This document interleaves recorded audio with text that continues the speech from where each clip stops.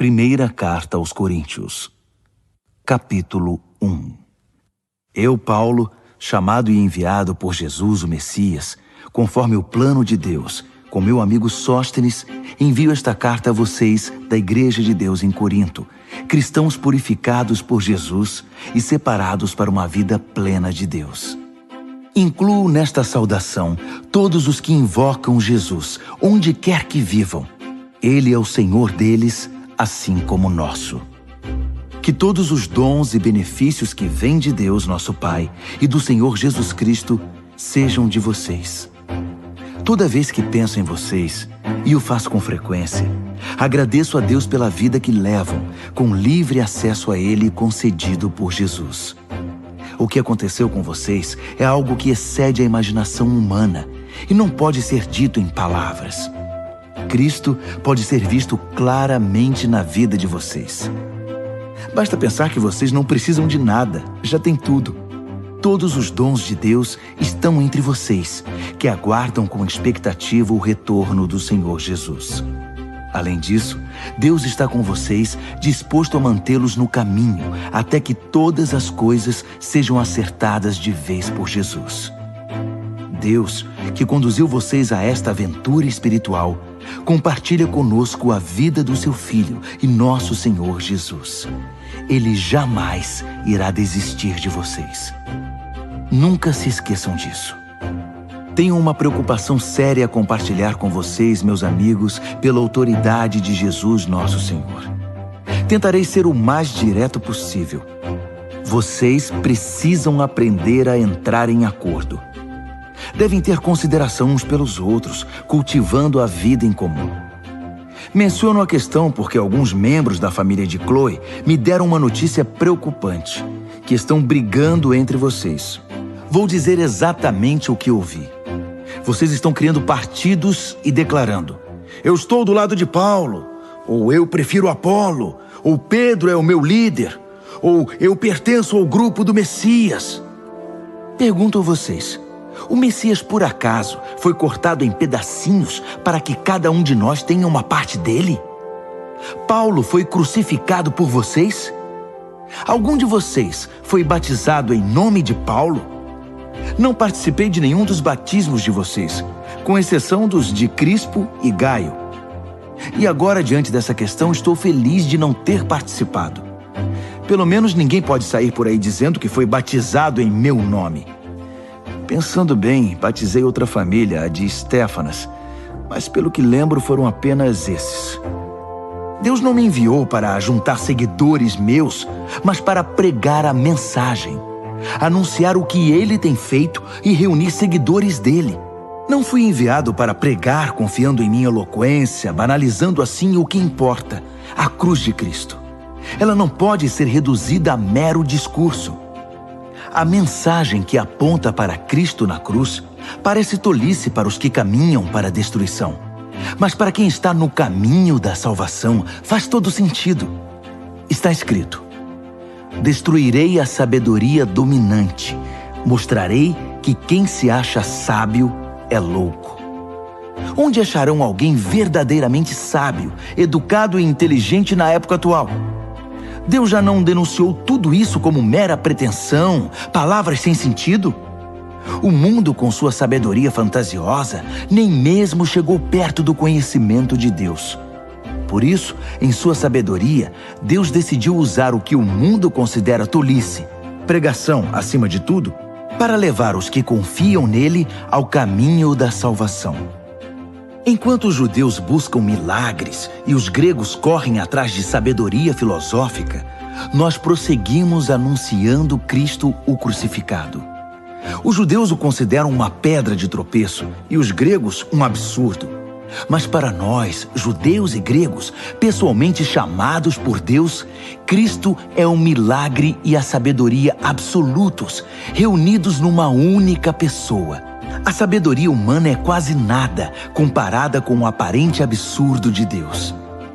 Toda força humana, nem sonhando, pode competir com a, entre aspas, fraqueza de Deus. Lembrem-se de quem vocês eram quando foram chamados para esta vida. Não vejo entre vocês muitos representantes da elite intelectual, nem cidadãos influentes, nem muitas famílias da alta sociedade. Não é óbvio que Deus deliberadamente escolheu homens e mulheres que a sociedade despreza, explora e abusa? Não é óbvio que Ele escolheu gente do tipo Zé Ninguém para desmascarar as pretensões vãs dos que se julgam importantes? Fique claro que nenhum de vocês pode contar vantagens diante de Deus. Tudo que temos, cabeça no lugar, vida correta, pecados perdoados e novo início, vem de Deus por meio de Jesus Cristo. Daí o ditado: se alguém se orgulha, que se orgulhe por causa de Deus. 1 aos Coríntios, capítulo 2. Amigos, vocês devem estar lembrados da primeira vez em que os visitei para deixá-los a par da grande jogada de Deus. Na ocasião, não tentei impressionar ninguém com discursos sofisticados ou com argumentos filosóficos. Decidi apresentar primeiro Jesus e quem Ele é, de maneira pura e simples.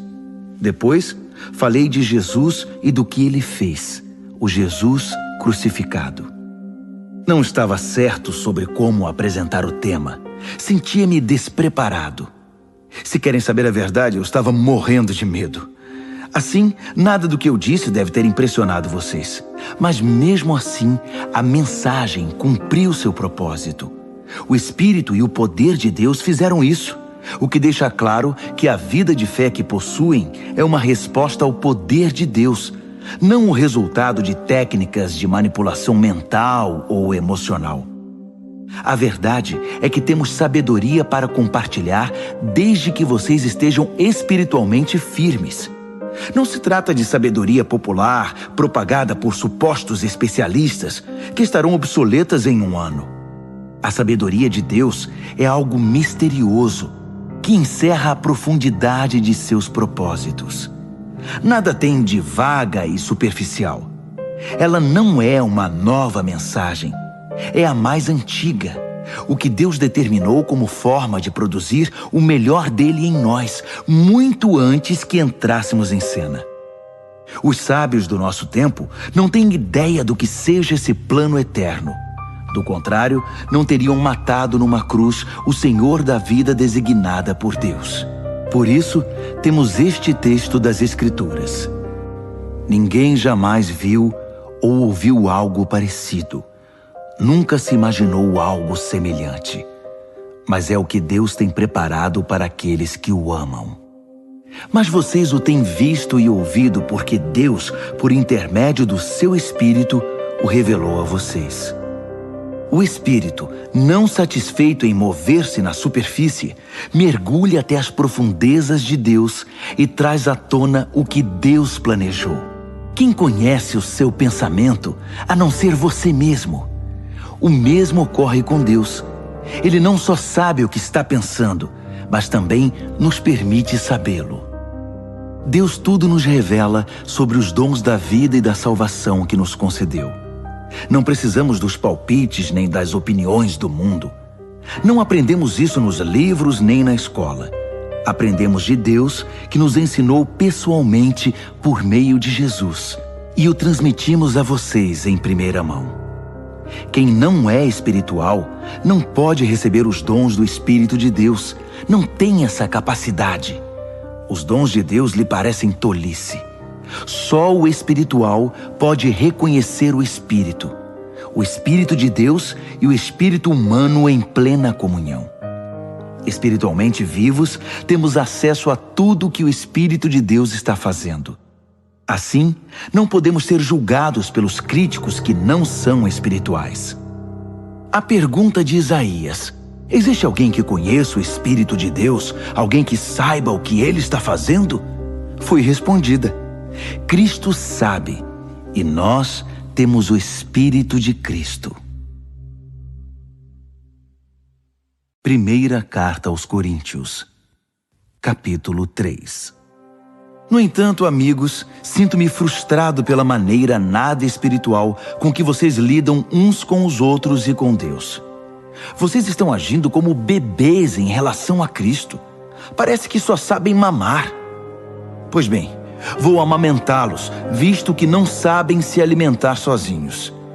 Quando vocês se apegam a algo apenas por se sentirem bem ou para dar impressão de que são importantes, não são muito diferentes de um bebê de colo, que só fica contente quando tudo lhe agrada. Quando um de vocês diz, estou do lado de Paulo, e o outro diz, eu prefiro Apolo, não está sendo infantil? Quem vocês pensam que Paulo é? Ou Apolo? Somos servos, nós dois, que os serviram enquanto aprendiam a confiar a vida ao Senhor. Cada um de nós cumpriu a tarefa de servo. Eu plantei a semente, Apolo regou as plantas, mas Deus fez vocês crescerem.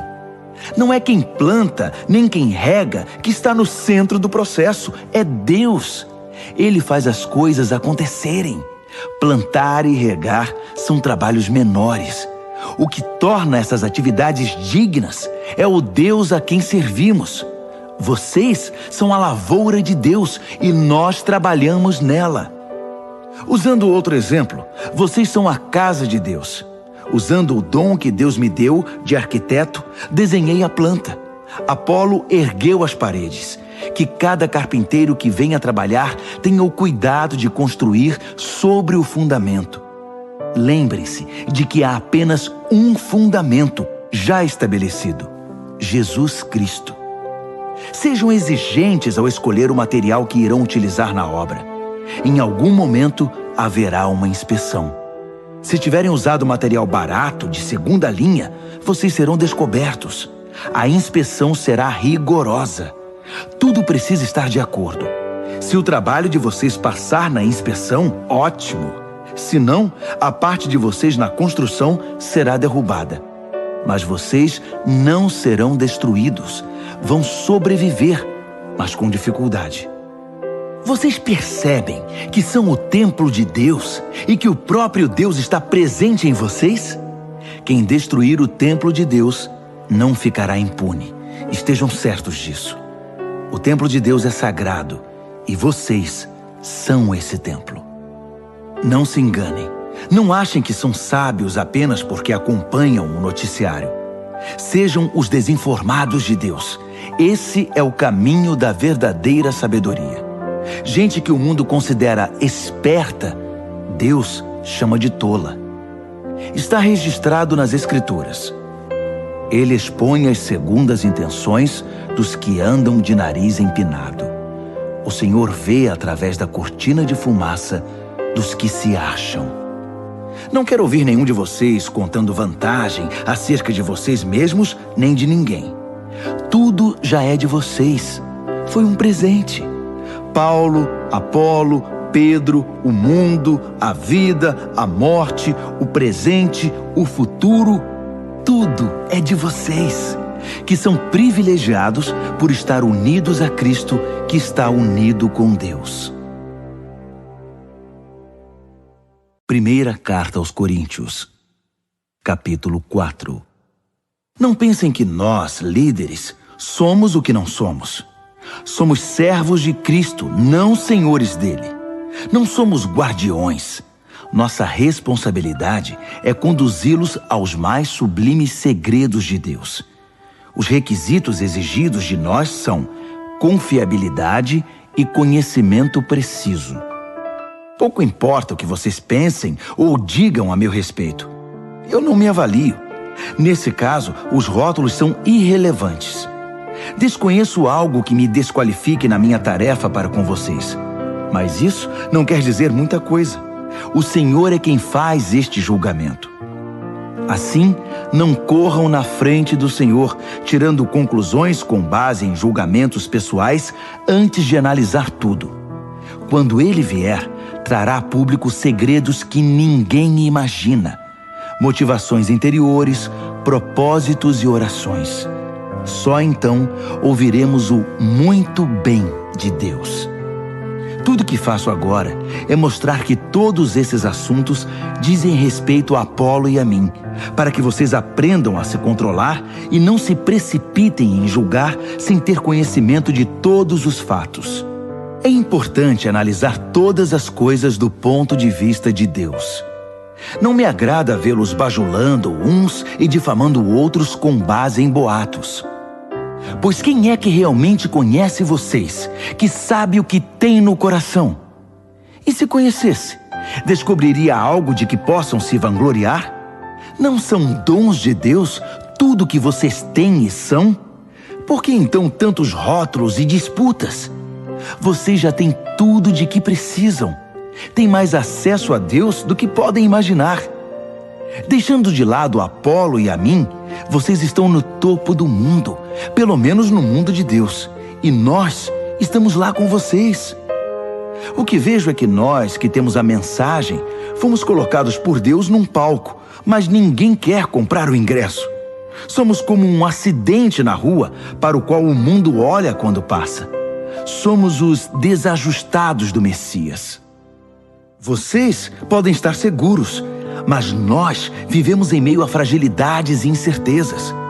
Vocês podem ser bem considerados pelos outros, mas nós somos maltratados muitas vezes. Na maior parte do tempo, não temos o suficiente para comer. Usamos roupas remendadas, portas nos são fechadas na cara e aceitamos os piores empregos para ganhar a vida, sempre com muito esforço.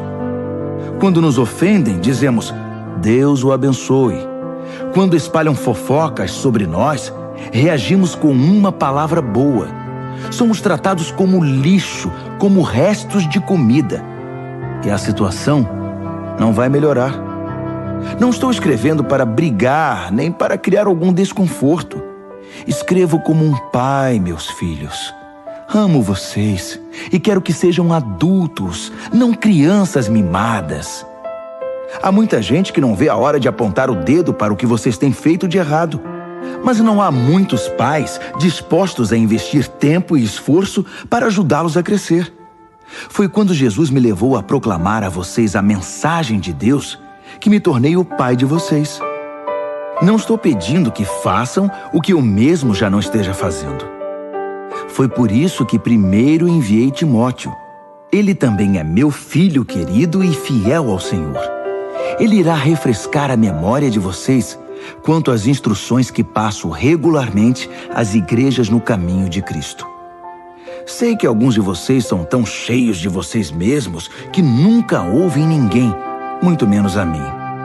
Mas estarei aí, se Deus quiser, mais cedo do que vocês pensam. E então verei se tudo o que falam não passa de papo furado.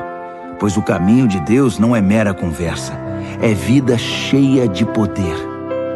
Então, como devo me preparar para esse encontro? Como quem disciplina com severidade, que os obriga a cumprir seu dever? Ou como bom amigo e conselheiro? Vocês decidem.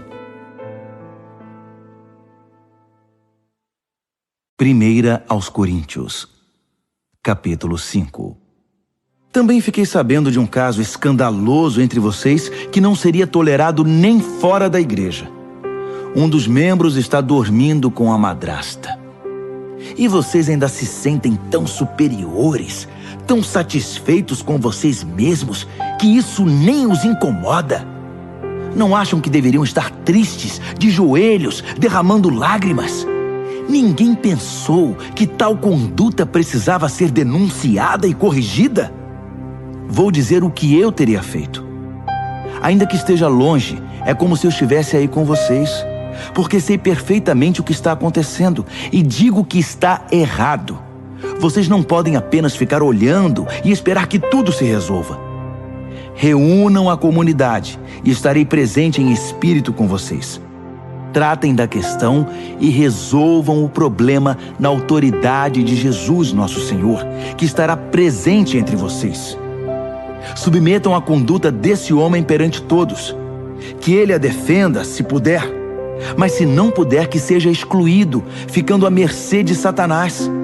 Sem dúvida será um choque para ele e um embaraço para vocês. Mas é melhor isso do que a condenação. Além do mais, o que importa é estar perdoado diante do Senhor no dia do juízo. A arrogância e a insensibilidade de vocês nessa questão me perturba. Vocês trataram o caso como se nada fosse. O fermento também parece nada, mas leveda rapidamente toda a massa de um pão. Portanto, livrem-se desse fermento. Nossa identidade é pura e simples. Não pode conter ingredientes estranhos. O Messias, nosso Cordeiro Pascal, já foi sacrificado na refeição da Páscoa. E nós somos o pão sem fermento, que faz parte da festa. Portanto, participemos dessa festa, não como pão inchado com o fermento do mal, mas como pão sem fermento, sincero e genuíno. Escrevi na minha carta anterior que vocês não devem se sentir à vontade com quem vive na promiscuidade. Não quis dizer também que vocês não devem ter nenhum tipo de relacionamento com gente de fora da comunidade. O mesmo vale para os corruptos de nenhum tipo e para os religiosos impostores. Para não ter contato com esse tipo de gente, vocês teriam de sair do mundo. Mas estou dizendo que quando um amigo que alega ser cristão se comporta de modo promíscuo ou corrupto, cheio de revolta contra Deus ou contra os amigos, se embebeda ou se torna explorador, vocês não devem agir como se tudo isso fosse normal. Não podem simplesmente conviver com isso como se fosse um comportamento aceitável. Não sou responsável por aquilo que os de fora fazem. Mas será que não temos nenhuma responsabilidade pelos que são da comunidade cristã? Deus tratará dos que são de fora, mas não podemos nos omitir quando nossos irmãos e irmãs saem dos trilhos. Se necessário, temos de limpar a casa. 1 aos Coríntios, capítulo 6. Outra coisa. Como vocês ousam levar um irmão ao tribunal? Se acham que foram prejudicados, faz sentido levar o caso a um tribunal que nada sabe dos caminhos de Deus, em vez de levá-lo à família da fé? Um dia, o mundo inteiro comparecerá perante um júri formado pelos seguidores de Jesus. Portanto, se vocês vão julgar o mundo, não seria melhor tratar desde já dessas questões menores? Nós vamos julgar até os anjos. Por que então não julgar assuntos corriqueiros? Quando há desentendimentos, por que buscar a solução em gente que vocês mesmos não confiam? Digo isso com toda franqueza, para que percebam a bobagem que estão fazendo. Será possível que não há ninguém sensato entre vocês que possa tomar decisões justas quando surgem disputas e desentendimentos? Não acredito. E vocês estão levando o irmão ao tribunal perante gente que nem sequer crê em Deus. Como podem fazer justiça se não creem no Deus da justiça? Batalhas judiciais são manchas na comunidade. Não seria melhor arcar com o prejuízo e esquecer tudo? Agindo assim, vocês estão incentivando mais erros e injustiça e causando mais sofrimento à família cristã. Não percebem que esse não é o caminho de se viver? Os injustos que não se preocupam com Deus não farão parte de seu reino. Quem usa e abusa das pessoas, do sexo, da terra e de tudo que nela existe, não se qualifica como cidadão do reino de Deus. Estou falando de libertinagem heterossexual, devassidão homossexual, idolatria, ganância e vícios destruidores. Alguns de vocês, por experiência, sabem do que eu estou falando, pois não faz muito tempo vocês estavam nessa lista. Mas foram purificados e tiveram uma nova chance oferecida por Jesus, nosso Senhor e Messias, e pelo Deus presente em nós, o Espírito. Só porque algo é correto diante da lei, não significa que seja espiritualmente apropriado. Se eu saísse por aí fazendo tudo que tenho direito de fazer, seria um escravo dos meus caprichos. Vocês conhecem o velho ditado? Primeiro você come para viver, depois vive para comer? Pois bem, pode ser verdade que o corpo seja apenas temporário, mas não é desculpa para entupi-lo de comida ou entregar-se ao sexo. Uma vez que o Senhor nos honra com um corpo, honremos também a Ele com o nosso corpo. Deus honrou o corpo do Senhor, levantando-o do túmulo. Ele usará o mesmo poder para ressuscitá-los. Até lá, lembrem-se de que nosso corpo foi criado com a mesma dignidade do corpo do Senhor. Vocês não levariam o corpo do Senhor a um prostíbulo, levariam? Espero que não. Sexo é mais do que pele sobre pele. É tanto um mistério espiritual quanto um ato físico. Como está nas Escrituras, os dois se tornam um. Já que queremos nos tornar espiritualmente um com o Senhor, não devemos buscar o tipo de sexo que foge do compromisso e da intimidade, ficando mais solitários ainda. O tipo de sexo que nunca se torna um. Há um aspecto no qual os pecados sexuais são diferentes de todos os outros. No pecado sexual, violamos a sacralidade do corpo, que foi feito para o amor idealizado por Deus para tornar-se um com a outra parte. Ou vocês não sabem que o corpo é um lugar sagrado onde mora o Espírito Santo? Vocês percebem que não podem viver de qualquer maneira desperdiçando algo pelo qual Deus pagou um preço tão alto? A parte física não é mero apêndice da parte espiritual. Tudo pertence a Deus. Portanto, deixem que as pessoas vejam Deus no corpo de vocês e através dele.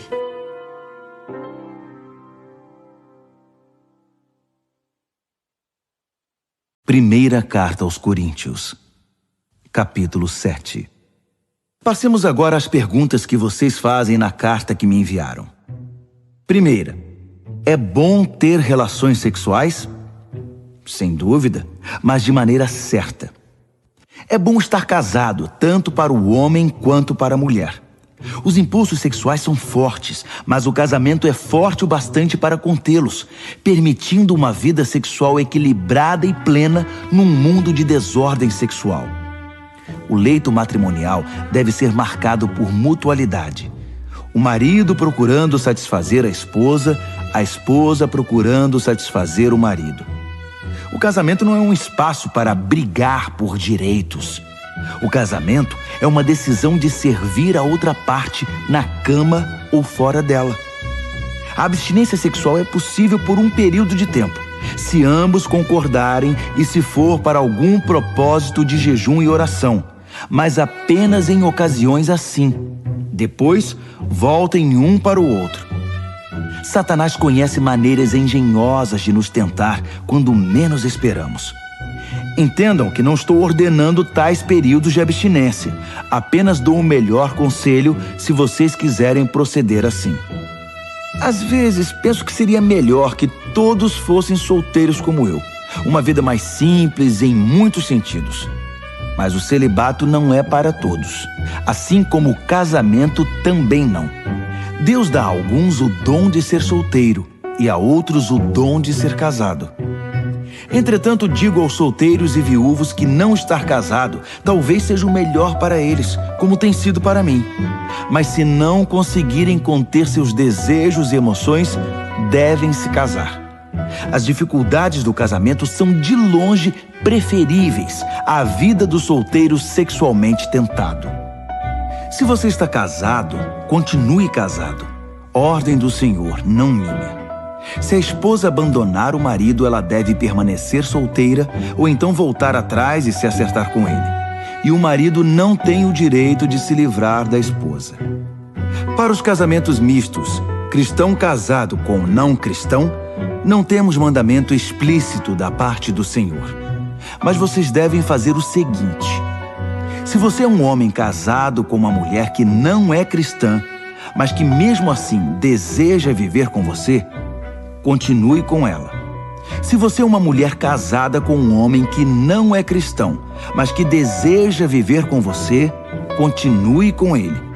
O marido descrente participa em certa medida da santidade da esposa, e a esposa descrente de igual maneira participa da santidade do marido. De outro modo, os filhos seriam deixados de fora, mas eles também estão incluídos nos propósitos espirituais de Deus.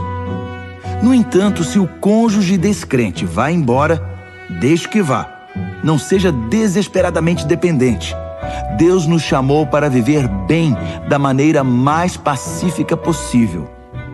Você, esposa, não tem como saber se o seu modo de agir pode trazer seu marido de volta, não apenas para você, mas para Deus. Marido, você não tem como saber se o seu modo de agir pode trazer sua esposa de volta não apenas para você, mas para Deus. Não alimente o desejo de estar em outro lugar ou com outra pessoa. Você está agora no lugar que Deus preparou para você. Viva, obedeça, ame e creia nesta situação. É Deus, não sua situação conjugal, que define sua vida. Não pensem que estou sendo mais duro com vocês do que com outras igrejas. Dou o mesmo conselho a todas elas. Você era judeu quando Deus o chamou? Não desfaça sua condição. Você era não judeu no tempo do seu chamado? Não tente se tornar judeu. Ser judeu não é o mais importante. O que importa é obedecer ao chamado de Deus e seguir seus mandamentos. Continue como você estava quando Deus o chamou. Você era escravo? Escravidão não é obstáculo para crer. Não quero dizer que você esteja impedido de sair. Se você tiver uma chance de obter a liberdade, vá em frente. Estou apenas tentando dizer que com seu novo Senhor você vai experimentar uma liberdade maravilhosa, inimaginável. Mas se você era livre quando Cristo chamou, irá experimentar como é maravilhoso tornar-se escravo de Deus, o que é igualmente inimaginável. Todos vocês, escravos e livres, um dia foram reféns de uma sociedade pecaminosa. Mas um valor imenso foi pago pelo resgate de vocês. Agora que estão livres dos velhos vícios, não voltem a ser ou fazer o que o mundo pede a vocês. Amigos, permaneçam na condição em que foram chamados por Deus. Ele está com vocês. Permaneçam firmes com Ele do lado. O Senhor não deu orientações explícitas para as virgens, mas como sou muito experiente na misericórdia do Senhor e sempre fiel, confiem no meu conselho. Por causa das pressões atuais que sofremos de todo lado, talvez fosse melhor permanecerem assim. Você está casado? Permaneça casado. Não está casado? Não se case. Mas se vier a se casar, não comete pecado. O que estou dizendo é que quando você se casa, assume um peso a mais, numa época já estressante demais. Eu queria poupá-los disso. Quero ressaltar, amigos, que o tempo é essencial. Não há tempo a perder. Portanto, não compliquem a vida desnecessariamente. Vivam de maneira simples. No casamento, na tristeza, na alegria, no que for. Mesmo em assuntos corriqueiros, como na rotina diária das compras. Sejam econômicos na escolha das muitas coisas que o mundo tenta empurrar para vocês. O mundo, como vocês o conhecem, está se desvanecendo. Quero que vivam o máximo que puderem, livres de complicações. Quem não é casado está livre para se dedicar unicamente ao Senhor. O casamento envolve a pessoa nos emaranhados da vida doméstica e na necessidade de agradar o cônjuge. Essas demandas exigem quase toda a atenção. O tempo e a energia que os casados gastam no cuidado mútuo podem ser utilizados para Deus por quem não é casado. Estou tentando facilitar as coisas, não torná-las mais difíceis. Tudo o que desejo é que vocês sejam capazes de desenvolver um modo de vida no qual possam se dedicar ao Senhor sem distrações. Se um homem tem uma amiga a quem é leal, mas não tem intenção de se casar, decidido a servir a Deus como solteiro e depois muda de ideia e decide casar-se com ela, ele deve ir em frente e se casar, não é pecado. O casamento não está um degrau abaixo do celibato, como alguns dizem. Mas se o homem está bem em sua decisão pela vida de solteiro dedicada a Deus, e for essa sua convicção, não algo que lhe foi imposto, ele deve permanecer assim. O casamento é espiritual e moralmente correto, e não é de modo algum inferior ao celibato. Embora, como já disse, por causa dos tempos em que vivemos, tenho razões pastorais para encorajar o celibato. A esposa deve permanecer com o marido enquanto ele viver. Se ele morrer, ela está livre para se casar com quem quiser. É claro que deve casar-se com um cristão e ter a bênção do Senhor. Mas por enquanto, vocês sabem que penso que ela fará melhor se não se casar outra vez. O Senhor, na minha opinião, está de pleno acordo com esse conselho.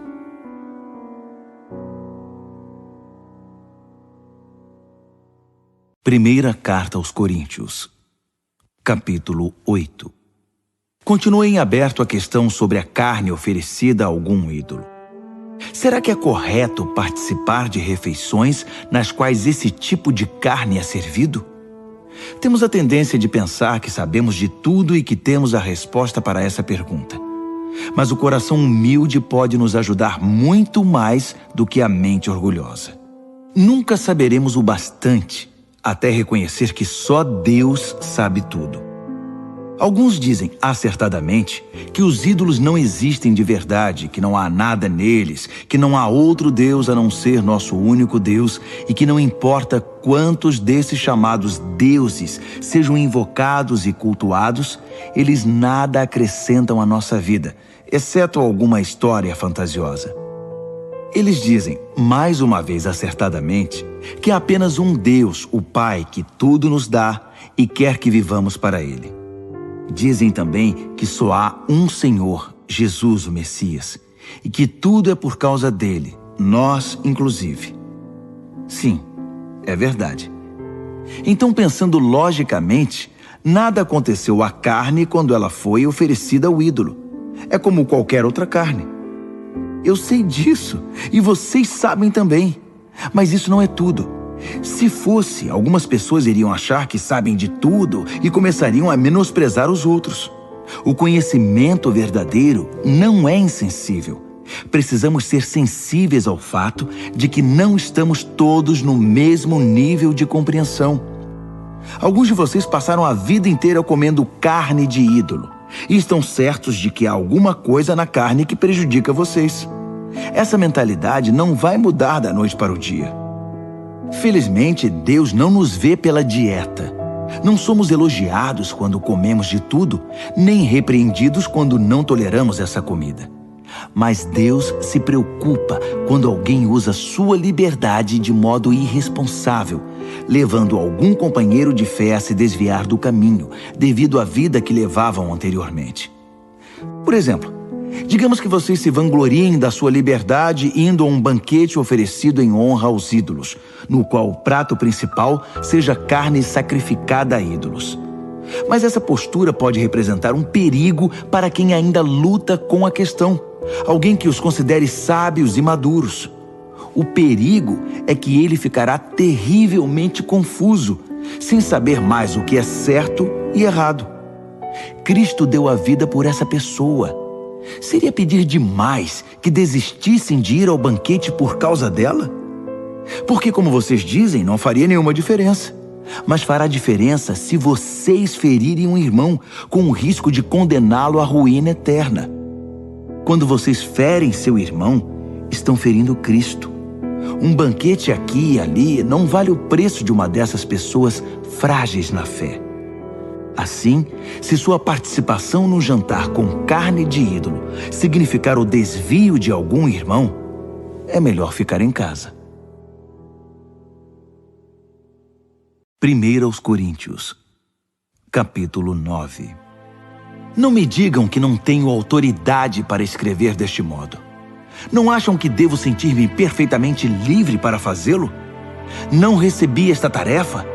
Não fui chamado para esta obra no encontro face a face com Jesus, nosso Senhor? Vocês não são provas do que tenho feito para o Senhor?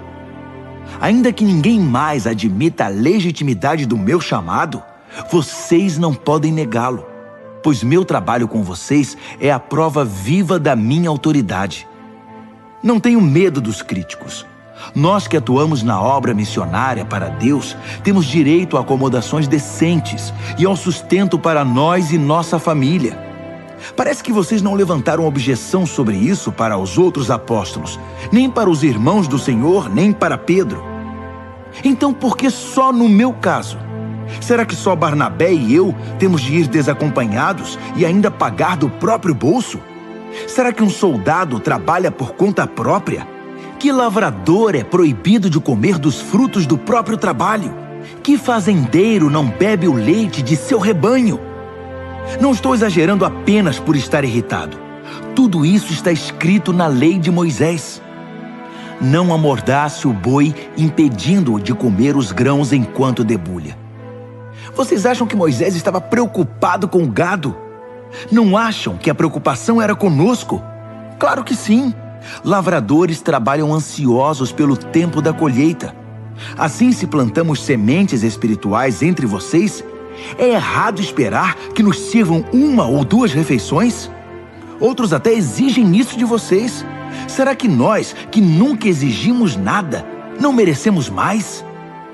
Mas não vamos começar a reivindicar agora o que sempre tivemos o direito de fazer. Nossa decisão é desistir de qualquer coisa que nos desvie da mensagem de Cristo.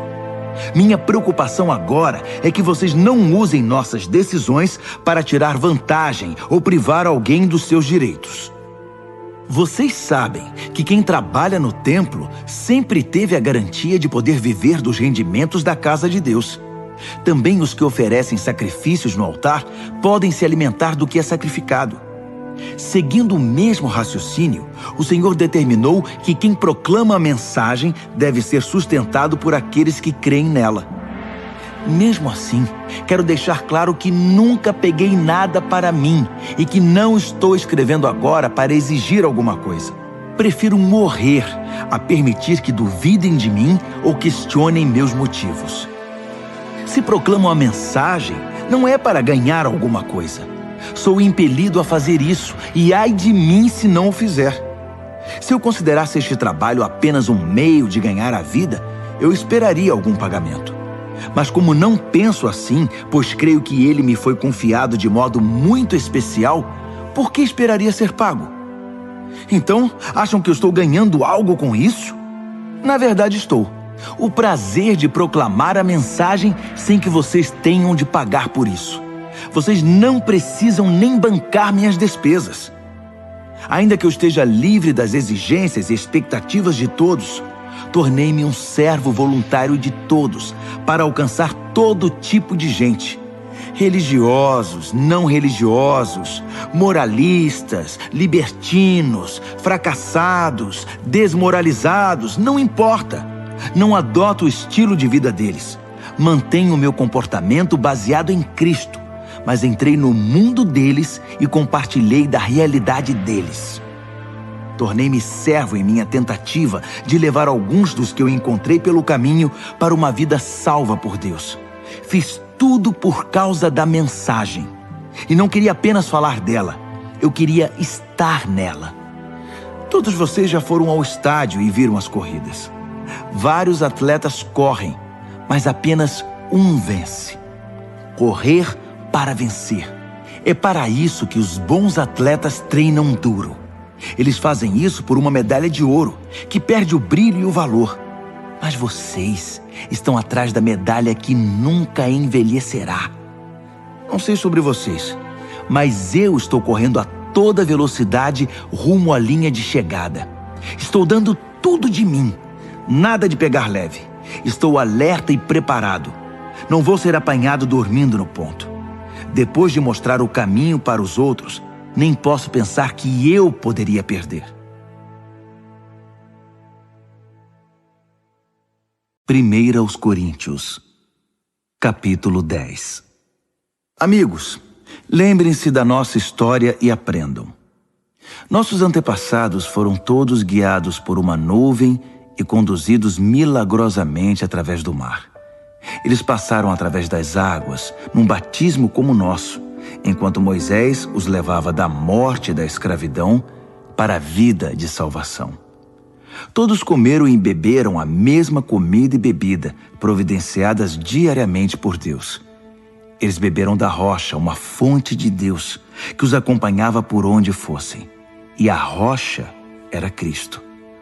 Mas experimentar as maravilhas e graças de Deus não pareceu significar muito, porque muitos deles foram vencidos pela tentação no terrível deserto, e Deus não ficou satisfeito. O mesmo pode acontecer conosco. Precisamos estar atentos para nunca sermos apanhados trilhando um caminho próprio, como eles fizeram. Não podemos fazer a religião virar um circo, como eles fizeram. Primeiro festejaram, depois dançaram. Não podemos cair na promiscuidade. Eles pagaram caro por isso. Lembrem-se, nada menos de 23 mil mortes num só dia. Não cometam o erro de pensar que Cristo deve nos servir. Nós é que o servimos. Eles fizeram isso e Deus enviou-lhes cobras venenosas. Devemos tomar cuidado para não incentivar a reclamação. Foi ela que os destruiu. Esses incidentes são sinais de alerta da nossa história, escritos para que não venhamos a repetir os erros deles. Historicamente, vivemos situações semelhantes. Eles no início e nós no fim. E podemos confundir tudo, assim como eles. Não sejam tão ingênuos e autoconfiantes. Vocês não são diferentes. Podem fracassar tão facilmente como qualquer um. Nada de confiar em vocês mesmos. Isso é inútil. Mantenham a confiança em Deus. Nenhuma tentação, nenhum teste que surge no caminho de vocês é maior que o enfrentado por outros. Tudo que vocês precisam lembrar é que Deus não deixará que fracassem. Ele nunca permitirá que sejam pressionados além do limite, mas estará sempre com vocês para ajudá-los a vencer a tentação. Portanto, prezados amigos, quando virem alguém reduzindo Deus a algo que possam usar ou controlar como um ídolo, afastem-se dessa pessoa o mais rápido que puderem. Reconheço que estou me dirigindo a cristãos maduros. Tirem suas conclusões. Quando bebemos o cálice da bênção, não estamos participando do sangue da própria vida de Cristo? E não ocorre o mesmo com o pão que partimos e comemos? Não estamos participando do corpo da própria vida de Cristo? Por haver um pão, é que apesar de muitos, nos tornamos um. Cristo não está dividido em nós. Em vez disso, nós nos tornamos um nele. Não reduzimos Cristo ao que somos. Ele nos eleva ao que Ele é. É o que aconteceu no antigo Israel. Os que comeram os sacrifícios oferecidos no altar de Deus participaram da ação de Deus no altar. Percebem a diferença? Sacrifícios oferecidos a ídolos são oferecidos a nada, pois o ídolo não é nada, ou pior do que nada, um demônio. Não quero que vocês se tornem parte de algo que os diminua. E vocês não podem estar em dois caminhos, participando do banquete do Senhor num dia e festejando com demônios no outro. O Senhor não suporta isso. Ele nos quer por inteiro. É tudo ou nada. Acham que podem aborrecê-lo sem prejuízo? Analisando a situação por certo ângulo, vocês poderiam dizer: tudo está certo. Por causa da imensa generosidade e da graça de Deus, não precisamos dissecar nossos atos para saber se serão aprovados. Mas a questão não é apenas confirmar se está certo. Queremos viver bem, mas nosso objetivo principal deve ser ajudar os outros a viver bem. Se partirem desse princípio, o bom senso os conduzirá pelo resto do caminho. Comam qualquer coisa vendida no açougue. Não é preciso encarar tudo como um teste de idolatria. A terra, afinal de contas, é de Deus, e tudo que há nela. Esse tudo inclui todo tipo de carne. Se um descrente o convida para jantar e você deseja ir, não recuse o convite. Aproveite e coma de tudo que for oferecido. Seria falta de educação e de espiritualidade investigar na hora a pureza de cada prato. Mas se ele disser que a comida foi sacrificada a um Deus, você deve recusar. Ainda que isso seja indiferente para você, não é para ele. E você não vai querer deixá-lo confuso a respeito da sua fé. Mas com exceção de casos como esses, não vou ficar pisando em ovos, preocupado com o que gente de mente fechada pode dizer. Tenho toda a liberdade, pois conheço muito bem o que nosso Senhor nos ensinou. Se como o que me oferecem, agradecido a Deus pelo que está na mesa, deveria eu me preocupar com o que alguém vai dizer? Dei graças a Deus pela comida, Ele a abençoou e ponto final. Assim, façam suas refeições com prazer, sem se preocupar com o que alguém possa dizer, pois vocês estão comendo para a glória de Deus acima de tudo, não para agradar a essas pessoas. Façam tudo desse modo, de todo o coração e com liberdade, para a glória de Deus. Ao mesmo tempo, não se esqueçam de agir com misericórdia. Evitem pisar no calo dos que não têm liberdade como vocês. Tenho feito o que posso para levar em consideração os sentimentos dos outros. Espero que vocês façam o mesmo.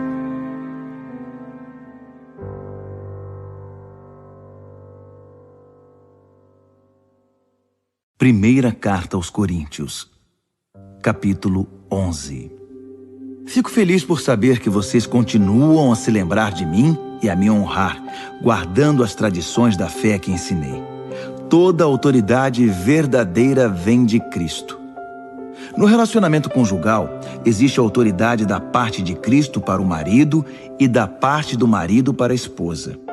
A autoridade de Cristo é a autoridade de Deus. Qualquer homem que fala com Deus ou sobre Deus sem respeito pela autoridade de Cristo está desonrando o Senhor. E a esposa que fala com Deus sem respeito para com a autoridade do marido está desonrando seu marido. Pior ainda, está desonrando a si mesma. Uma cena lamentável. É como se estivesse com a cabeça rapada. Essa é a origem do costume de a mulher cobrir a cabeça no culto, enquanto o homem tira o chapéu. Com esses atos simbólicos, homens e mulheres que muitas vezes batem de frente um com o outro, submetem sua cabeça ao cabeça, Deus. A propósito, não valorizem demais as diferenças entre homem e mulher. Nem o homem nem a mulher podem caminhar sozinhos ou reivindicar prioridade. O homem foi criado primeiro, como belo reflexo resplandecente de Deus. É verdade. Mas a mulher brilha com mais beleza, tendo por cabeça o seu marido. É verdade que a primeira mulher veio do homem, mas daí em diante todo homem vem de uma mulher. E uma vez que na prática todas as coisas vêm de Deus, vamos deixar de lado essa discussão sobre quem vem primeiro. Vocês não concordam que fica bem uma mulher com seu belo cabelo orar a Deus em adoração? Isso nos lembra a atitude dos anjos. Também não fica bem um homem orar a Deus com a cabeça coberta em reverência, mostrando submissão? Não há um belo simbolismo natural aqui? Todavia, espero que não fiquem debatendo sobre isso. Todas as igrejas de Deus veem a questão dessa maneira. Não quero que vocês sejam exceção. Quanto ao próximo item, não estou satisfeito. Soube que quando vocês se reúnem, o pior em vocês aparece, não o melhor. Para começar, temos as divisões, pois vocês competem e se criticam mutuamente. Estou relutante em crer nisso, mas entendo o que se passa. O que posso dizer é que todas essas diferenças trarão à luz a verdade e a confirmarão. Descobri também que vocês levam suas divisões para o culto. Vocês se reúnem, mas em vez de comer da mesa do Senhor, trazem comida aos montes e comem feito animais. Alguns ficam de fora e vão para casa com fome, enquanto outros precisam ser carregados, pois ficam bêbados demais para andar. Não posso acreditar. Vocês não têm casa para comer e beber? Por que profanar a igreja de Deus? Por que humilhar os pobres? Custa-me acreditar que vocês chegaram a esse ponto. Eu não posso ficar calado. Permitam-me recordar a vocês o que acontece na ceia do Senhor e por que ela é de importância fundamental. Recebi instruções do próprio Senhor e as transmiti a vocês. O Senhor Jesus, na noite em que foi traído, tomou o pão. Depois de dar graças, ele o partiu e disse: "Isto é meu corpo, partido por vocês. Façam isso para se lembrarem de mim." Depois da ceia, ele fez o mesmo com o cálice. "Este cálice é meu sangue, minha nova aliança com vocês. Toda vez que beberem deste cálice, lembrem-se de mim." O que vocês precisam entender é que toda vez que comem esse pão e bebem desse cálice, estão revivendo em palavras e ações a morte do Senhor. E repetirão esse ato até que o Senhor retorne. Vocês não devem permitir que o costume anule a reverência. Quem come o pão ou bebe do cálice do Senhor de modo desrespeitoso é como a multidão que zombou do Senhor e cuspiu nele no momento de sua morte. Vocês querem tomar parte nessa lembrança? Examinem suas motivações. Testem o coração e venham para a ceia com santo temor. Se vocês não pensam no corpo partido do Senhor quando comem e bebem, correm o risco de enfrentar sérias consequências. É por isso que muitos de vocês estão doentes e apáticos, enquanto outros morreram antes do tempo. Se nos corrigirmos agora, não precisaremos ser corrigidos mais tarde. Melhor ser repreendido pelo Senhor agora que enfrentar o castigo depois. Portanto, meus amigos, quando vocês se reúnem na mesa do Senhor, sejam reverentes e educados. Se vocês estiverem com fome a ponto de não poderem esperar para ser servidos, é melhor ir comer em casa. Mas de modo algum transformem a ceia do Senhor em comilança e bebedeira ou em briga de família. Trata-se de uma refeição espiritual, uma festa de amor. Quanto às outras perguntas que vocês me fizeram, responderei pessoalmente na minha próxima visita.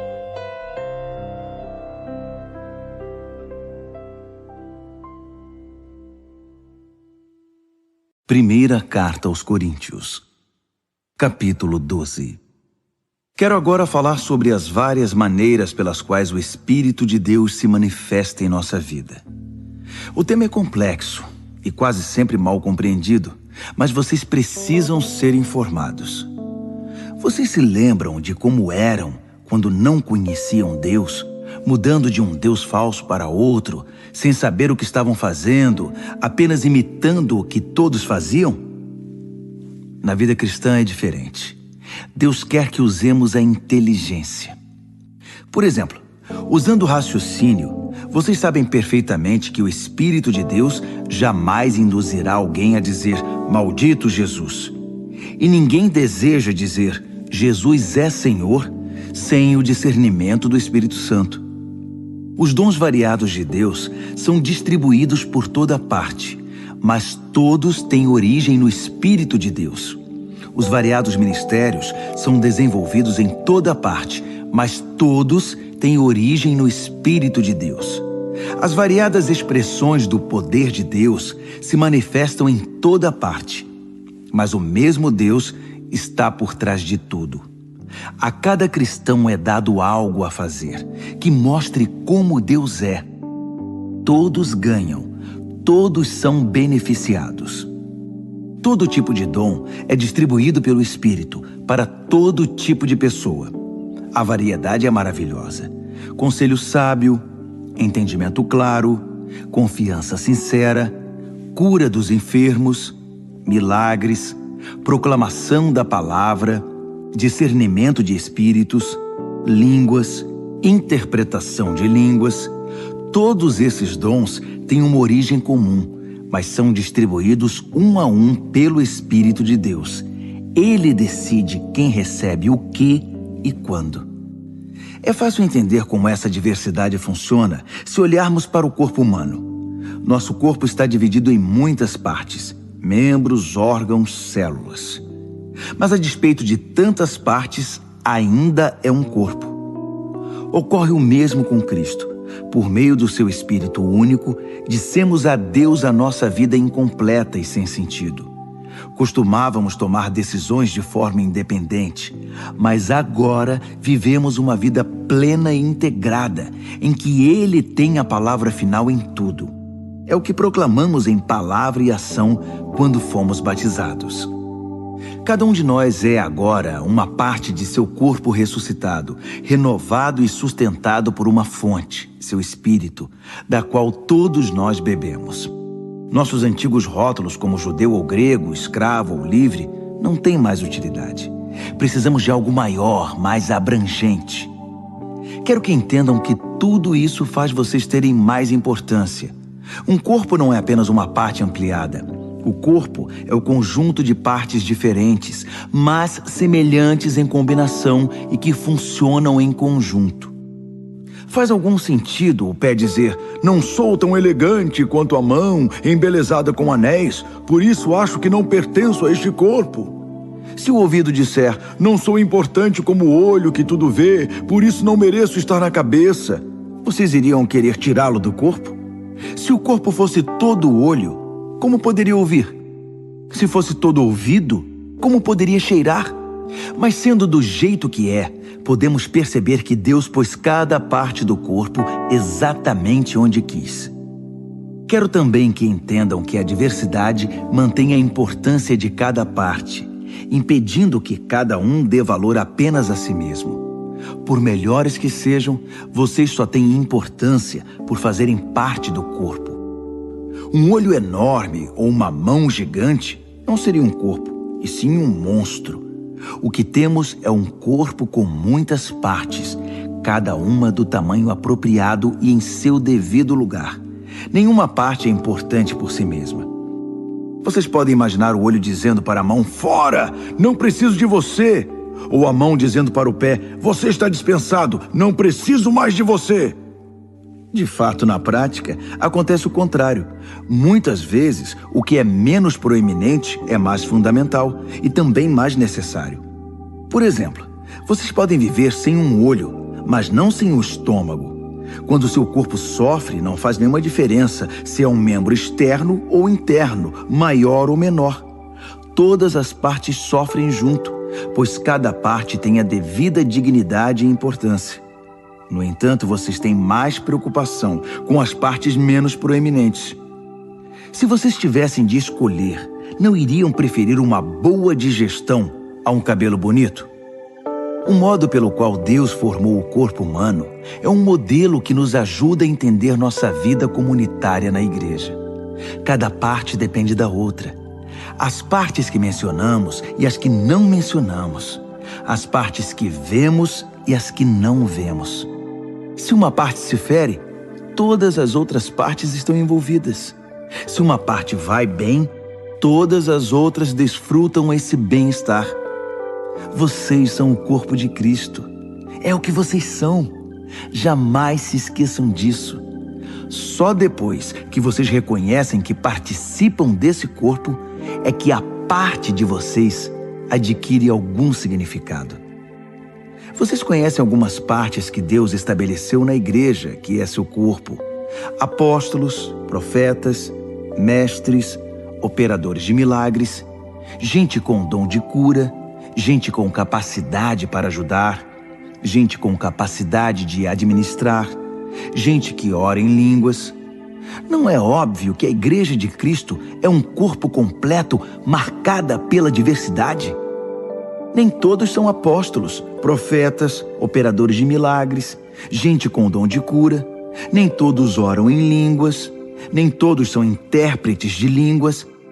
Mesmo assim, alguns de vocês ficam competindo, querendo ser uma das partes importantes.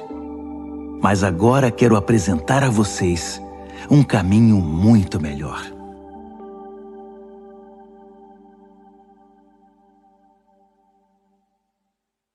Primeira aos Coríntios, capítulo 13. Se eu falar com eloquência humana e com êxtase própria dos anjos, e não tiver amor, não passarei do rangido de uma porta enferrujada. Se eu pregar a palavra de Deus com poder, revelando todos os mistérios e deixando tudo claro como o dia, ou se eu tiver fé para dizer a uma montanha pule e ela pular, e não tiver amor, não serei nada.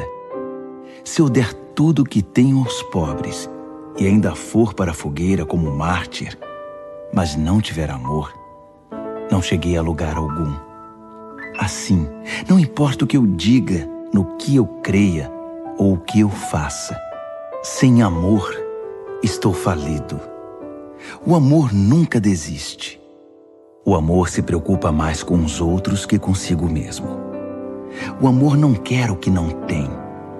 O amor não é esnobe, não tem a mente soberba, não se impõe sobre os outros, não age na base do eu primeiro, não perde as estribeiras, não contabiliza os pecados dos outros, não festeja quando os outros rastejam.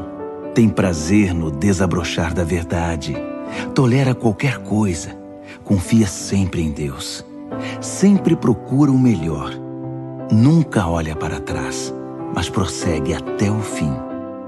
O amor nunca morre. A palavra inspirada um dia será esquecida.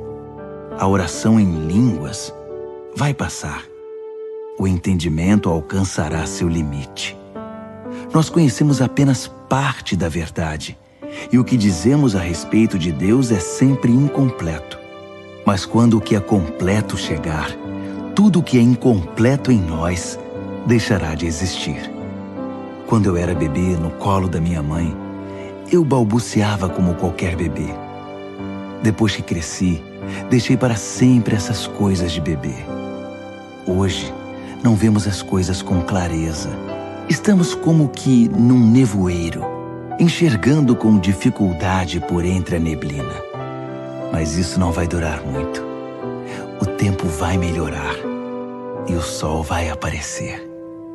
Então veremos tudo tão claramente quanto Deus nos vê, conhecendo-o diretamente, assim como Ele nos conhece. Mas por enquanto, até chegar à perfeição, temos 3 coisas que nos guiam até a consumação de tudo: confiança firme em Deus, esperança inabalável e amor extravagante. E o melhor desses 3 é o amor. 1 Coríntios, capítulo 14. Procurem viver uma vida de amor como se a vida dependesse disso, porque de fato depende. Entreguem-se aos dons que Deus dá. Acima de tudo, proclamem sua verdade. Se vocês o louvam quando falam línguas, Deus os entende e ninguém mais, pois vocês estão compartilhando aspectos pessoais, e isso é entre vocês e Ele. Mas quando proclamam sua verdade na linguagem comum, vocês permitem que outros conheçam a verdade e com isso possam crescer, fortalecer-se e experimentar a presença de Deus com vocês. Aquele que ora usando uma língua de oração em particular obtém muito proveito disso. Mas proclamar a verdade de Deus à igreja na língua comum produz crescimento e fortalecimento para a comunidade. Meu desejo é que todos vocês desenvolvam intimidade com Deus em oração. Mas não parem aí. Prossigam e proclamem sua verdade com clareza aos outros. É mais importante permitir o acesso ao conhecimento e ao amor de Deus por meio de uma língua que todos entendem que cultivar a presença de Deus em oração num idioma misterioso. A não ser, é claro, que alguém possa interpretar o que vocês estão dizendo para o benefício de todos. Amigos, pensem bem. Se diante de vocês eu orar de um modo que só Deus entende, que proveito vocês terão? Se eu não falar claramente com alguma instrução, verdade, proclamação ou ensino, não terei nenhuma utilidade para vocês. Se os instrumentos musicais, flautas ou harpas, não são tocados de modo que cada nota seja distinta e esteja no tom, como se poderá identificar a melodia e apreciar a música? Se o toque da trombeta não é nítido, como será possível apresentar-se para a batalha? Então, se vocês falam de um modo que ninguém entende, por que abrem a boca? Há muitas línguas no mundo e todas têm significado para alguém. Mas se eu não entendo a língua, de nada me servirá. Não é diferente com vocês. Já que estão tão ansiosos por tomar parte no que Deus está fazendo, por que não se concentram em fazer o que é proveitoso para toda a igreja? Portanto, quando orarem em língua de oração, não guardem para vocês mesmos a experiência. Orem para poder compartilhá-la com outros. Se oro em línguas, meu espírito ora, mas minha mente fica inativa e não há proveito nenhum. Assim, qual a solução? A resposta é simples. Façam as 2 coisas. Devo ser espiritualmente livre quando oro, mas ao orar, devo também refletir e ser cuidadoso. Devo cantar com o espírito e também com a mente. Se você abençoa usando uma língua de oração que ninguém mais entende, como poderia um recém-chegado que não tem ideia do que está acontecendo saber a hora de dizer amém? Sua bênção pode ter alguma beleza, mas você deixou de fora quem não entende. Sou grato a Deus pelo dom que nos concedeu de orar e louvar em línguas. Esse dom nos permite desfrutar uma intimidade maravilhosa com Ele. Eu participo disso tanto quanto vocês, ou até mais. Só que quando estou com a igreja reunida para o culto, prefiro dizer 5 palavras que todos entendem, a dizer 10.000 que não façam nenhum sentido para os ouvintes. Para ser franco, eu estou impaciente com a infantilidade de vocês. Quanto tempo vai demorar para que cresçam e usem a cabeça como adultos? Tudo bem quando há uma falta de familiaridade infantil com o mal. Nesse caso, tudo de que precisamos é um simples não. No entanto, para dizer sim a alguma coisa, se exige algo mais. Só uma inteligência madura e bem exercitada poderá salvá-los de cair na ingenuidade. Dizem as Escrituras: em idiomas estranhos e pela boca de estrangeiros vou pregar a este povo, mas eles não vão ouvir nem acreditar. Assim, aonde esse falar em línguas que ninguém entende levará vocês?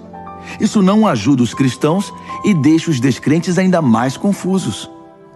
Mas também é certo que essas línguas falam diretamente ao coração dos cristãos, sem alcançar os descrentes. Se a igreja estiver reunida e alguns descrentes estiverem ali quando vocês começarem a orar em línguas, dizendo coisas sem sentido para eles, pensarão que vocês perderam o juízo e sairão dali o mais rápido que puderem. Mas se houver descrentes num culto em que a verdade de Deus é transmitida com clareza, as palavras compreensíveis irão tocar o coração deles. E logo estarão ajoelhados diante de Deus, reconhecendo que Ele está no meio de vocês.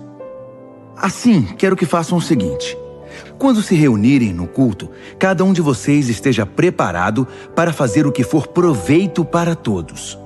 Cantar um hino, ensinar uma lição, contar uma história, fazer uma oração, interpretar línguas. Se forem feitas orações em línguas, que sejam no máximo 2 ou 3, mas apenas se estiver presente alguém que possa interpretar o que estão dizendo. Se não houver, que isso fique entre vocês e Deus. E que não haja mais de 2 ou 3 pessoas falando por culto, e os demais ouçam e guardem tudo no coração. Cada um, por sua vez, faça a sua parte, sem que ninguém assuma o controle. Assim, cada pessoa que falar tem a chance de dizer algo especial da parte de Deus, e vocês irão aprender uns com os outros. Se escolherem falar, são também responsáveis pelo modo e pelo momento de falar. Quando adoramos da maneira certa, não há confusão. Deus nos conduz à harmonia. Isso vale para todas as igrejas. As mulheres não devem interromper o culto falando quando deveriam estar ouvindo, nem fazer perguntas que poderiam ser feitas aos maridos em casa. Quanto a isso, o livro da lei de Deus orienta nossos procedimentos. As mulheres não têm licença para usar o momento de culto em conversas desnecessárias. Vocês, homens e mulheres, acham que são os grandes ungidos do Senhor que definem o certo e o errado? Pensam que tudo gira em torno de vocês? Se alguém acha que tem alguma palavra da parte de Deus, ou se sente inspirado a fazer alguma coisa, preste muita atenção ao que escrevi, pois essas são orientações do Senhor. Se vocês não as seguirem, não serão usados por Deus. 3 conselhos resumem tudo o que falei. Quando transmitirem a verdade de Deus, falem de todo o coração. Se alguém estiver orando em línguas que vocês não entendem, não lhe digam como deve orar. Façam tudo de maneira cortês e organizada em todas as situações. 1 Coríntios, capítulo 15. Amigos, permitam-me repassar a mensagem com vocês mais uma vez. A mensagem que proclamei foi recebida por vocês. Nela vocês permanecem firmes e por ela foram salvos. Entendo que a fé que possuem é verdadeira, não um interesse passageiro, e que nela estão firmes de verdade. A primeira coisa que fiz foi apresentar a vocês de coração a mensagem que recebi. O Messias morreu pelos nossos pecados, exatamente como dizem as Escrituras. Foi sepultado e se levantou da morte no terceiro dia, mais uma vez, exatamente como dizem as Escrituras. Falei a vocês que ele apareceu vivo a Pedro, depois aos seus seguidores mais próximos e mais tarde a mais de 500 seguidores ao mesmo tempo. Muitos deles estão por aí, ainda que alguns já tenham morrido. Depois, ele passou um tempo com Tiago e com o restante dos que chamou para falar em seu nome. E, finalmente, apareceu vivo a mim.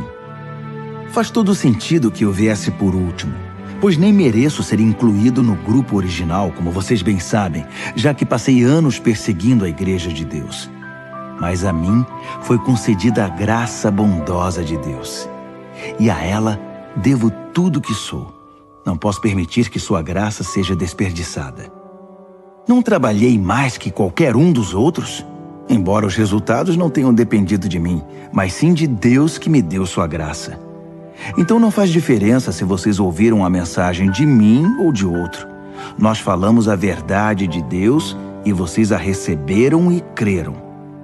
Agora quero fazer uma pergunta difícil, mas importante. Se vocês se tornaram cristãos crendo que Cristo está vivo, ressuscitado dos mortos, como podem alguns de vocês afirmar que não há ressurreição? Se não há ressurreição, Cristo não está vivo. Se Cristo não ressuscitou, tudo o que ensinamos a vocês está errado e vocês investiram a vida em uma ilusão. Além disso, se não há ressurreição, somos culpados de mentir a vocês sobre Deus e tudo o que apresentamos como testemunho de que Deus ressuscitou Cristo não passa de engano. Se os mortos não podem ressuscitar, então Cristo não ressuscitou, porque ele morreu de fato. E se Cristo não ressuscitou, vocês continuam na escuridão, mais perdidos do que nunca. Para quem morreu, é ainda pior, porque morreram esperando a ressurreição em Cristo. Se tudo que temos de Cristo serve apenas para alguns poucos anos de vida, coitados de nós. Mas a verdade é que Cristo ressuscitou, sendo o primeiro de muitos que voltarão à vida. Há aqui um paralelo importante a ser ressaltado. No princípio, a morte nos alcançou por causa de um homem. Mas agora, a ressurreição dos mortos também nos alcança por causa de outro homem. Todos morrem em Adão, e todos tornam a viver em Cristo. Mas temos de esperar nossa vez. Cristo é o primeiro. Depois, os que estarão com ele em sua vinda, a grande consumação. Nessa ocasião, depois de ter conquistado plena vitória, ele entregará o reino ao Pai. Ele não desistirá até vencer o último inimigo. E o último inimigo é a morte. Como disse o salmista, ele os venceu a todos e os pisoteou. É claro que isso não inclui o próprio Deus, porque quando tudo finalmente estiver sob o domínio de Deus, o Filho virá, ocupando o seu devido lugar. E o domínio de Deus alcançará sua plenitude, um final perfeito. Como entender que alguns de vocês se ofereceram para ser batizados em favor dos mortos? Se não existe ressurreição, para que este batismo? Não é uma contradição? E por que devo eu continuar arriscando a vida de forma tão perigosa? Encaro a morte praticamente todos os dias. Acham que eu faria isso se não estivesse convencido de que nossa ressurreição está garantida pelo Senhor ressuscitado? Acham que eu estava apenas bancando o herói quando enfrentei feras em Éfeso e por pouco não morri? É a ressurreição que motiva minhas palavras e ações, a minha vida. Se não há ressurreição, deveríamos seguir o ditado: comamos e bebamos que amanhã morreremos. Mas não se enganem, não se deixem levar pela conversa de que não há ressurreição. Lembrem-se, as más companhias destroem os bons hábitos. Pensem bem, Busquem a santidade de vida. Não desprezem a realidade da ressurreição, pois a ignorância a respeito de Deus traz grande prejuízo.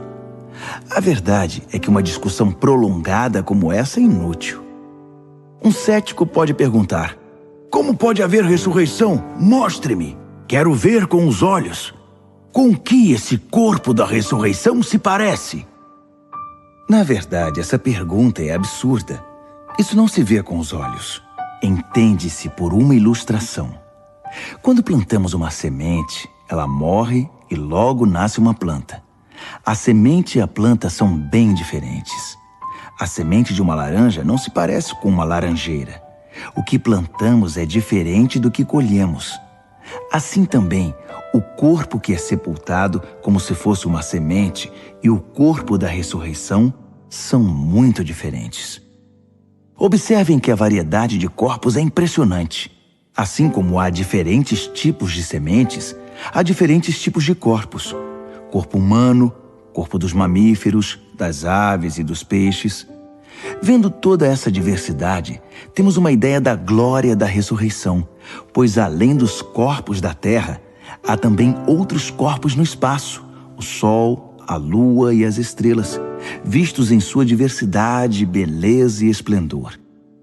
O que contemplamos agora são apenas as sementes antes da ressurreição.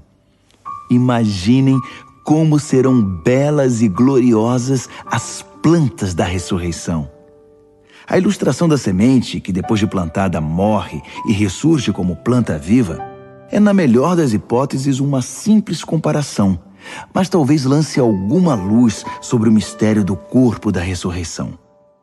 É preciso, porém, ter em mente que seremos ressuscitados para valer, que estaremos vivos para sempre. O corpo que morre não manifesta beleza, mas quando ressuscitar, será glorioso. Sepultado em fraqueza, ressurgirá poderoso. A semente plantada é natural. Essa semente faz nascer o que é sobrenatural.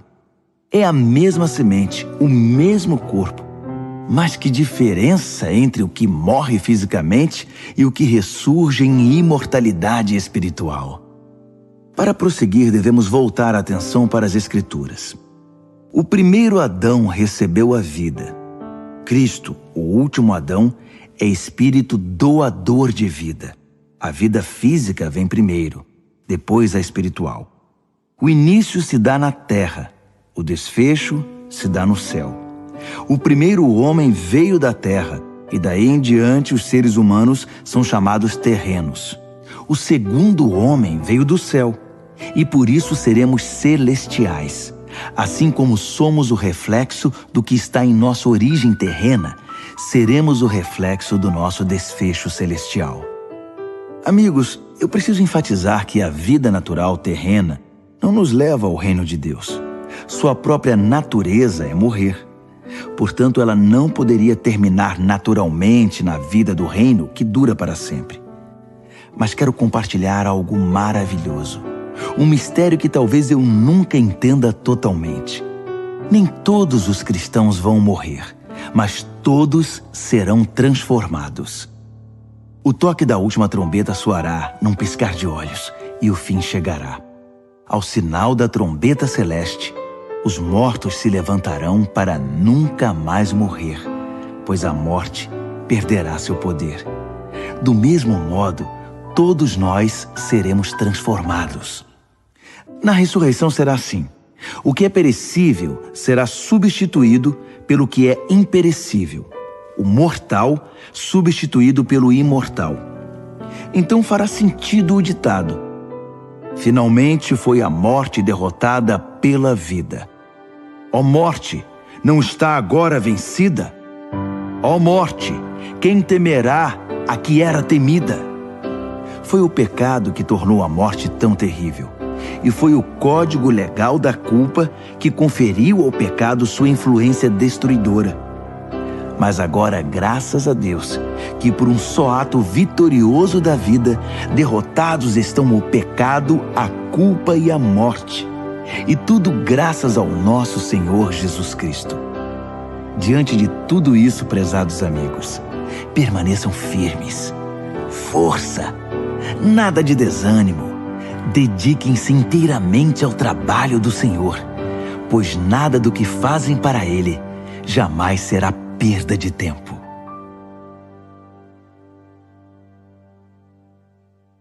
Primeira aos Coríntios, capítulo 16.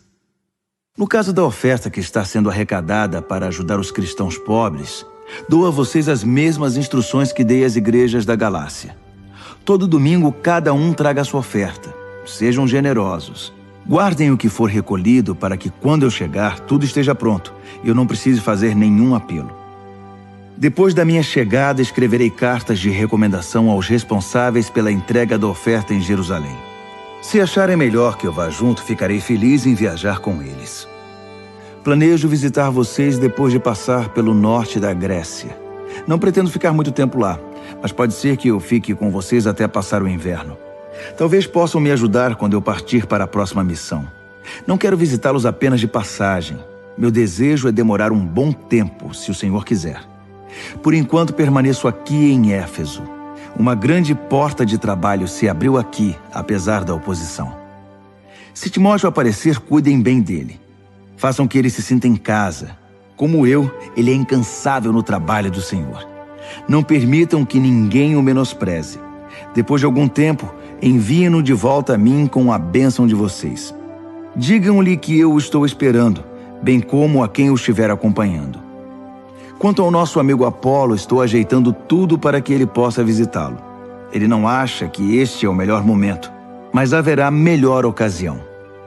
Fiquem de olhos abertos, sejam firmes na fé, compartilhem o que receberam, sejam corajosos e sempre ajam com amor. Gostaria de pedir um favor. Deem atenção especial à família de Estéfanas. Como sabem, eles foram os primeiros convertidos na Grécia e sempre se dedicaram a servir os cristãos. Quero que honrem e cuidem de gente assim, companheiros e trabalhadores que tanto nos ajudam e inspiram. Quero que saibam como estou feliz por ter Estéfanas, Fortunato e Acaico comigo. Eles me suprem a falta que vocês fazem e renovaram minhas forças, mantendo-me em contato com vocês. Valorizem gente como eles. As igrejas aqui na província da Ásia enviam saudações. Áquila, Priscila e a igreja que se reúne na casa deles enviam saudações. Todos os amigos aqui enviam saudações. Transmitam as saudações com abraços santos. E eu, Paulo, de próprio punho, envio meus cumprimentos. Se alguém não ama o Senhor, perderá a bênção. Aguardem a vinda do Senhor. Por sua graça, o Senhor Jesus está sempre de braços abertos para vocês. E eu amo todos vocês no Messias, em Jesus. Amém.